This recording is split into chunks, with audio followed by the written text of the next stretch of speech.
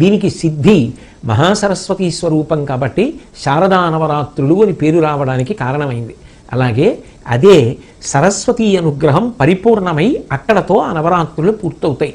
ఇందులో ఒకరోజు సరస్వతీ పూజ చేస్తారు మూలా నక్షత్రం ఉన్నప్పుడు.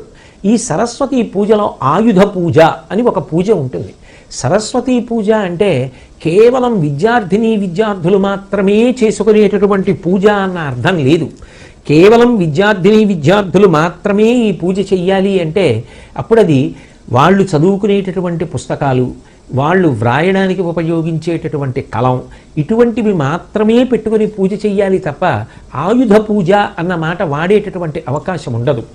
ఆయుధము అంటే ఏదో యుద్ధానికి వెళ్ళినప్పుడు శత్రువుని పడగొట్టడానికి చేత్తో పట్టుకునేటటువంటి అస్త్రశస్త్రములు మాత్రమే కాదు.